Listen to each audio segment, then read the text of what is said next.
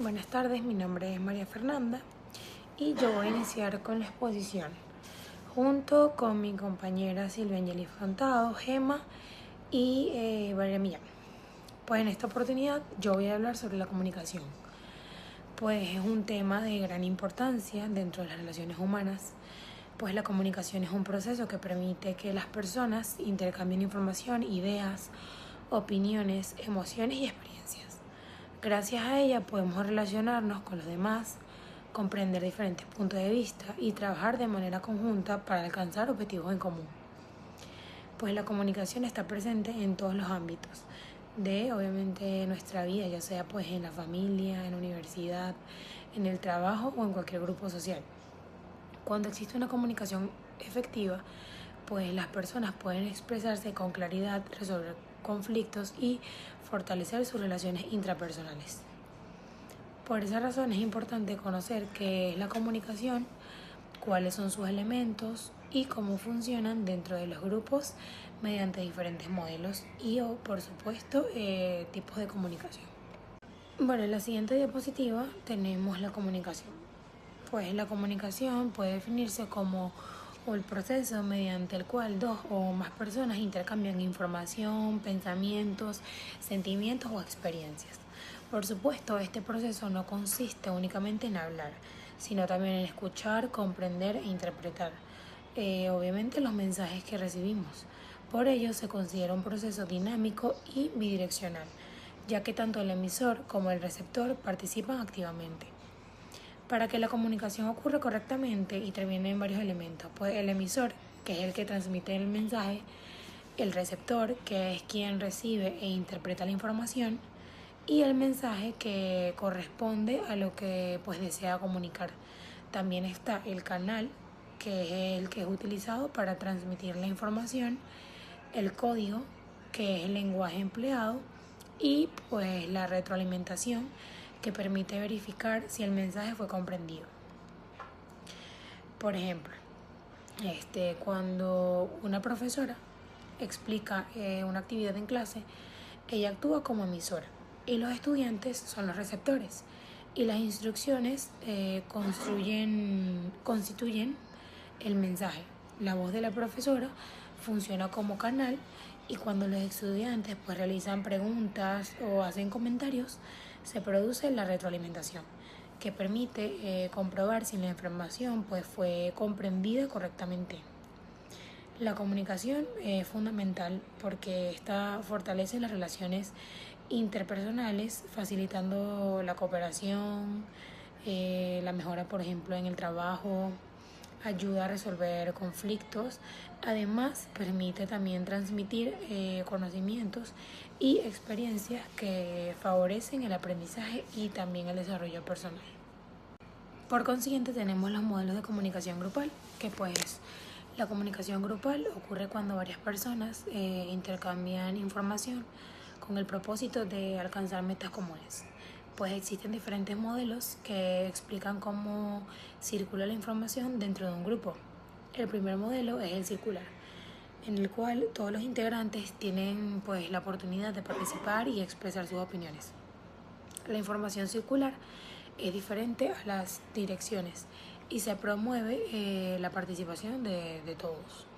Por ejemplo, durante una mesa o una discusión en clase, pues cada estudiante puede compartir sus ideas y responder a las opiniones de los demás. El segundo es el modelo de cadena, donde la información se pasa de una persona a otra y si esta sigue un orden determinado, por así decirlo. Por ejemplo, podría ser cuando el coordinador de un grupo informa algo a un integrante y ese se comunica a otro compañero, y así sucesivamente hasta que pues todos reciban la información. Y el tercer modelo pues es el de rueda. En este caso existe una persona central, un líder, que recibe y distribuye la información al resto de los integrantes. Por ejemplo, en un equipo de trabajo, pues el supervisor recibe información de todos los empleados y luego él comunica pues las decisiones al grupo. Y finalmente nos encontramos el modelo de red, o pues el de todos los canales, en el cual todos los integrantes pueden comunicarse libremente entre ellos mismos. Por ejemplo, un grupo de estudiantes pues, que utiliza un chat de WhatsApp donde todos pueden intercambiar ideas, opiniones, también propuestas sin depender de una sola persona. Pues este modelo suele favorecer la creatividad, la cooperación y la solución conjunta de problemas. Y bueno, para finalizar con mi parte de la exposición, tenemos los tipos de comunicación grupal, que además de los modelos de comunicación grupal, también existen diferentes tipos de comunicación. Pues la primera es la comunicación formal, que sigue normas, procedimientos y canales establecidos dentro de una organización o instituto. Un ejemplo podría ser una exposición universitaria, una reunión de trabajo o una comunicación oficial emitida por alguna empresa. La segunda es la comunicación informal, que surge de manera espontánea entre las personas. Por ejemplo, una conversación entre compañeros durante el recreo o mientras se realiza una actividad grupal. También podemos encontrar la comunicación verbal, que utiliza palabras habladas o escritas para transmitir un mensaje. Por lo menos, un ejemplo podría ser una conversación como una llamada telefónica, una presentación oral o hasta un mensaje escrito. Y por otro lado está la comunicación no verbal, que se expresa mediante gestos, expresiones faciales, movimientos corporales y contacto visual. Por ejemplo, una persona puede decir que está bien, pero su expresión facial demostrar tristeza o preocupación. Esto demuestra que los gestos también transmiten información importante y complementa el mensaje verbal. Por esa razón, tanto la comunicación verbal como la no verbal son fundamentales para lograr una interacción efectiva dentro de cualquier grupo. Para continuar con la exposición, ahora voy a hablar acerca de las barreras que interfieren en la comunicación grupal. En el ecosistema de un grupo psicoterapéutico, la comunicación no es un mero intercambio de información, sino el vehículo a través del cual se procesa el sufrimiento psíquico y se genera el cambio clínico. Cuando el flujo comunicativo se interrumpe, no estamos ante simples descuidos relacionales, sino ante la manifestación de resistencias inconscientes y distorsiones operacionales de los miembros. A nivel metodológico, como podemos observar en la lámina, estas interferencias se categorizan en barreras psicológicas, semánticas, estructurales y físicas, cada una con un impacto directo en lo que es la matriz grupal. En primer lugar, tenemos lo que son las barreras psicológicas y a veces una de las más complejas. Estas son las interferencias más complejas y de mayor peso clínico, ya que emanan directamente de los procesos cognitivo-emocionales, los rasgos de personalidad, los mecanismos de defensa y los estilos de apego de los integrantes. En palabras más simples, estas barreras ocurren cuando las personas arrastran, por así decirlo, sus traumas, miedos e inseguridades a lo que es la sesión y los proyectan en los demás. Por ejemplo, si un paciente creció con un padre muy crítico, puede sentir que cualquier comentario o consejo de un compañero del grupo es un ataque o un juicio hacia él. Esto hace que la persona escuche a la defensiva, malinterprete las intenciones de los demás o se cierre por completo durante toda la sesión. Básicamente la persona no está reaccionando a lo que realmente se dijo en el grupo, sino a sus propios fantasmas del pasado, por así decirlo. Ahora tenemos lo que son las barreras semánticas y de decodificación vivencial. Estas barreras surgen cuando el significado de los símbolos, palabras o gestos no es compartido de manera equivalente por los miembros del grupo, provocando así, por supuesto, rupturas en la sintonía emocional. Esto pasa cuando, por ejemplo, los miembros del grupo usan las palabras de formas diferentes o no logran entender el significado real de lo que el otro expresa. Puede ocurrir a veces por diferencia de edad, por ejemplo, un joven utilizando una jerga actual, los adultos no lo van a entender, o por diferencias culturales. También hay una barrera semántica muy común en la terapia, que es la intelectualización. Esto es cuando un paciente o el psicólogo hablan en términos muy técnicos o palabras demasiado rebuscadas para explicar lo que es su dolor. Al hacer esto, enfrían la emoción, por así decirlo, lo que hace que los demás compañeros se desconecten y no puedan empatizar realmente con lo que les pasa. También tenemos las barreras estructurales y desviaciones de los roles comunicativos. Es decir, estas barreras tienen que ver con cómo se organiza el grupo y los roles destructivos que adoptan sus miembros. Una barrera estructural típica es cuando se forman grupos o grupitos, por así decirlo, o alianzas en secreto durante o fuera de la consulta, perdón. Si dos pacientes se vuelven amigos íntimos fuera y se prometen no contar nada dentro de la sesión, ya no hablarán con la misma honestidad por miedo a delatarse. También ocurre, por ejemplo, cuando un miembro monopoliza la sesión, y es que a veces hay personas que no notan que hacen esto, pero hay otras que hablan y hablan sin parar para llamar la atención o para evitar que el terapeuta les pregunte algo incómodo, dejando a los demás sin espacio, por supuesto, para expresarse. El caso contrario es el silencio absoluto por miedo a exponerse, que suele ser muy común, y también rompe la estructura del grupo porque la terapia necesita que la información vaya y venga entre todos. Por último, tenemos lo que son las barreras físicas y ambientales.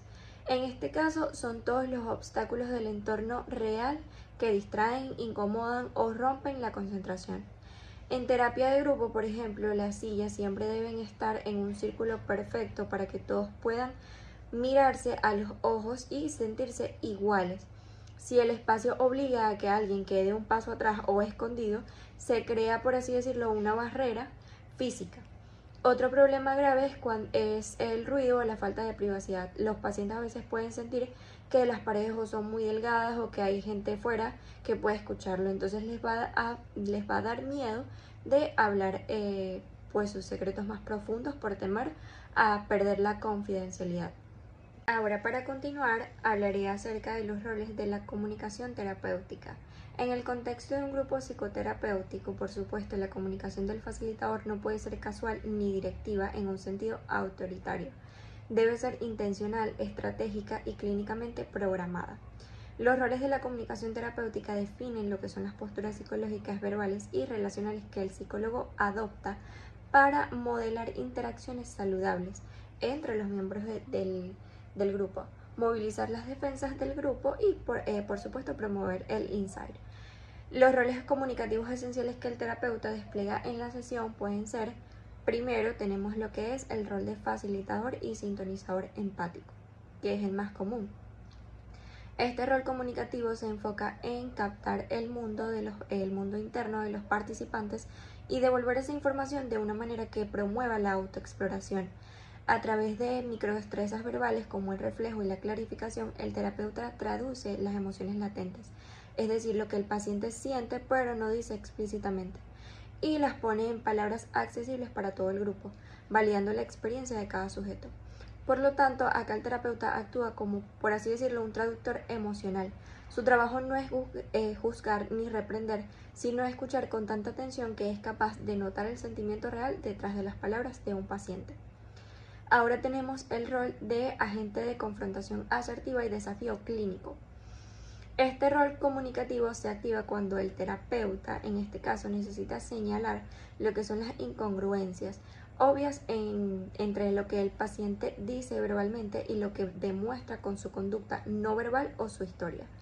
La confrontación en psicoterapia actual no es un ataque ni una discusión, sino una invitación comunicativa para que el individuo o el grupo cobren conciencia de sus propios puntos ciegos, contradicciones y mecanismos de defensa. A veces los pacientes dicen una cosa, pero su cuerpo o sus acciones demuestran otra completamente diferente. Por ejemplo, alguien que asegura estar muy feliz y tranquilo, pero tiene los puños cerrados y la voz temblorosa. En este rol, el terapeuta interviene de manera firme, pero muy respetuosa, por supuesto, para hacerle ver esa contradicción. Por ejemplo, dices que eso no te afecta, pero noto que tus ojos se llenaron de lágrimas al mencionarlo. No se trata de pelear, sino de ponerle un espejo al paciente para que se dé cuenta de lo que está intentando ocultar o evitar, ayudando al grupo, por supuesto, a madurar y a no quedarse en interacciones superficiales. Por último, tenemos el rol de moderador y regulador de la interacción grupal. Este rol comunicativo en este caso se centra en el manejo de la estructura y los límites del intercambio verbal entre los miembros del grupo. El terapeuta interviene para frenar dinámicas destructivas como por ejemplo pueden ser los insultos o juicios. Redistribuir el uso de la palabra impidiendo que un solo paciente monopolice la sesión y motivar la participación de los miembros más retraídos, garantizando que la comunicación en este caso fluya de manera democrática y segura. Básicamente aquí el terapeuta funciona como el director de tráfico, por así decirlo, de la conversación.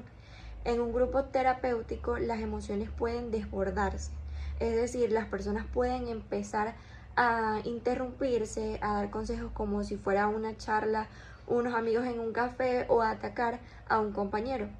El psicólogo acá interviene comunicativamente para poner orden, recordar las reglas del espacio y decir, por ejemplo, vamos a detenernos un momento, entiendo que queremos ayudar a tal persona, pero en lugar de decirle qué hacer, compartamos cómo nos hace sentir su historia. Así se asegura en este caso de que el espacio siga siendo terapéutico y sanador para todos. Bueno, mi nombre es Valeria y para continuar con nuestro tema a mí me corresponde hablarles sobre la asertividad como herramienta para la comunicación grupal. Normalmente para comunicarnos en un equipo de trabajo es un desafío muy complejo y amplio, ya que no solo intercambiamos información, sino que también tenemos que lidiar con distintas personalidades y distintos puntos de vista. En este escenario se considera que la asertividad no es solo una forma de ser, sino que también es una herramienta estratégica muy práctica y también que es la habilidad que nos permite expresar lo que pensamos, nuestras frustraciones, nuestras necesidades, de una forma más clara, pero siempre respetando los derechos de otros compañeros o de otras personas que también estén dentro de este grupo. Para poder entender su verdadero valor es útil que la comparemos con dos extremos que solemos ver en trabajos grupales normalmente. Por un lado tenemos tal vez la pasividad. Esto ocurre cuando uno o nosotros preferimos silenciar nuestras ideas para evitar conflictos. El problema aquí es que el grupo pierde tal vez de alguna manera esos aportes valiosos que esa persona tenía, pero terminó acumulándolo en una frustración silenciosa, por decirlo de alguna manera, ya que no lo sacó por algún tipo de miedo. Y por otro lado está la agresividad. Sí, la agresividad, que esto pasa cuando intentamos o alguien intenta imponer su criterio a la fuerza, ignorando también la opinión de los demás. Y esto solo crea una tensión muy fuerte en el grupo y destruye la confianza del equipo. Por esto, la asertividad es exactamente el punto de equilibrio perfecto que permite defender tu postura y tus necesidades en lugar de aplastar a otro y también escuchando la opinión de los demás. Ok, ahora tenemos los elementos y beneficios de la comunicación asertiva. ¿Cómo podemos llevar esto a la práctica? Como pueden ver en las láminas, nos basamos en 3 elementos fundamentales. El primero es el uso del mensaje desde el yo y la firmeza. En lugar de culpar al resto diciendo ustedes siempre se retrasan, es mucho más efectivo para mí hablar desde mi experiencia y decir yo me preocupo cuando los tiempos de entrega no se cumplen de la manera acordada. Y esto tiene una explicación. Al no usar el tú de manera acusatoria, por así decirlo, evitamos activar el mecanismo de defensa del compañero o de esa persona. Y así expresamos nuestras necesidades sin poner a nadie a la defensiva y tampoco nos enfocamos en resolver problemas. En el segundo elemento tenemos el lenguaje no verbal y la empatía. El mensaje asertivo pierde toda fuerza si no hay una coherencia con tu cuerpo o con el mensaje que quieres dar. Al mantener un contacto visual natural o una postura abierta y practicar la escucha activa, nos permitimos validar los sentimientos de nuestros compañeros. Y en un equipo no siempre vamos a estar de acuerdo, pero escuchar de una manera activa construye una base de respeto mutuo que es indispensable para poder así negociar y llegar a acuerdos en el trabajo. Y por último tenemos el tercer pilar, que es la autorregulación y la seguridad. Este también es muy importante, ya que al trabajar bajo presión siempre se genera mucho estrés, y al trabajar en grupo también. Es por eso que es indispensable hacer una pausa para poder gestionar emociones y evitar reacciones impulsivas. En el plano cognitivo y del autoconcepto, las características de las personas asertivas se estructuran en torno a una autoestima sólida y un alto sentido de autoeficacia, ya que a diferencia de quienes adoptan estilos pasivos, estos individuos no derivan su valía personal de la aprobación constante de los demás, lo que les otorga la libertad de expresar opiniones divergentes sin experimentar una ansiedad social paralizante. De igual manera, una característica fundamental de las personas asertivas es la internalización de sus derechos asertivos, que es un concepto propuesto por el psicólogo Manuel Smith, y es que estos derechos nos dicen que incluyen la convicción interna que se tiene permitido cometer errores, cambiar de opinión y ser juez de nuestros propios comportamientos, asumiendo con madurez las consecuencias de cada acto. Por otro lado, tenemos que la asertividad se define por un equilibrio perfecto entre la comunicación verbal, estratégica y un lenguaje corporal coherente, logrando defender la postura propia sin caer en la pasividad ni en la agresión.